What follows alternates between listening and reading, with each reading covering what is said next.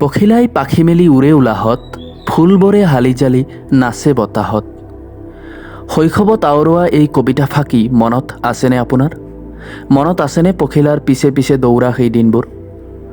সঁচাকৈ ধুনীয়া এই পখিলাবোৰ, কিন্তু ৰং বিৰঙী এই ধুনীয়া পখিলাবোৰৰ বিষয়ে আপুনি বাৰু কিমান কথা জানে?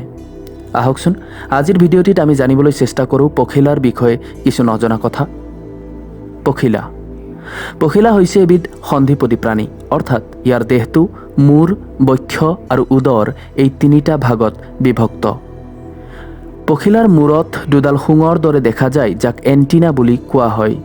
এই এণ্টিনাৰ দ্বাৰাই ইহঁতে গোন্ধ লয় আৰু উৰি থকা অৱস্থাত নিজকে বেলেঞ্চ কৰিব পাৰে। পখিলাৰ পাখি আচলতে 4খন, কিন্তু দেখাত 2খন যেনহে লাগে। ৰং বিৰঙী পাখিকেইখনে ইহঁতক উৰাৰ লগতে বহু সময়ত শত্ৰুৰ পৰাও ৰক্ষা কৰে। পখিলাৰ ঠেং 6খন আৰু ইহঁতৰ ঠেঙতেই খাদ্যৰ সোৱাদ ল'ব পৰা চেঞ্চৰ থাকে। পখিলাৰ সৰু পোৱালিবোৰে গছৰ পাত খায়, গতিকে পখিলাই গছৰ পাতত পৰি ঠেঙত থকা চেঞ্চৰৰ জৰিয়তে ইয়াক টেষ্ট কৰি চায় সেই পাতটো পোৱালিবোৰে খাব পৰাকৈ উপযোগী হয় নে নহয়, আৰু যদি উপযোগী হয় তেতিয়াহ'লে তাত পখিলাই কণী পাৰে।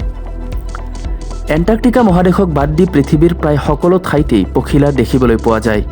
পৃথিৱীত এতিয়ালৈকে প্ৰায় 20,000তকৈও বেছি প্ৰজাতিৰ পখিলা চিনাক্তকৰণ কৰা হৈছে।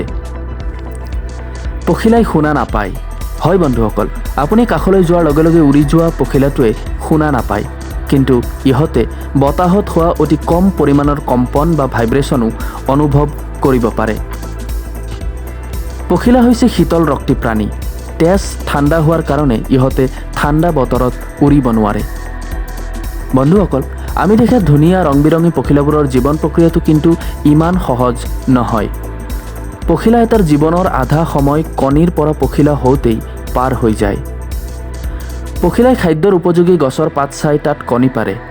কণী ফুটি ওলোৱা প্ৰাণীটোক কেটাৰপিলাৰ বা পলু বোলা হয়। কণীৰ পৰা বাহিৰ ওলাই কেটাৰপিলাৰটোৱে কণীৰ বাকলিটো খাই পেলায়। তাৰপিছত ই থকা গছৰ পাতটো খাবলৈ আৰম্ভ কৰে। এনেদৰে প্ৰায় এসপ্তাহ ই গছৰ পাত খাই জীৱন নিৰ্বাহ কৰে। এই সময়ছোৱাত ই কেইবাবাৰো নিজৰ ছাল সলনি কৰে।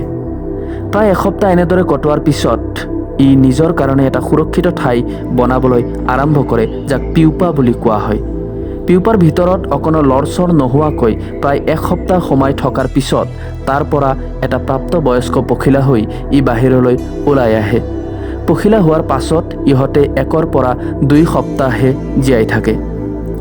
বন্ধুসকল, আজিৰ ভিডিঅ'টি চাই আপোনালোকে কেনেকুৱা পালে জনাবলৈ নাপাহৰিব। যদিহে ভিডিঅ'টি ভাল পালে তেন্তে অনুগ্ৰহ কৰি ভিডিঅ'টি লাইক আৰু শ্বেয়াৰ কৰিব আৰু চেনেলটো ছাবস্ক্ৰাইব কৰি আমাক উৎসাহিত কৰিব। ধন্যবাদ বন্ধুসকল। মোৰ নাম হ'ল ধীৰাজ আৰু চাই থাকিব জ্ঞানৰ গেৰাজ।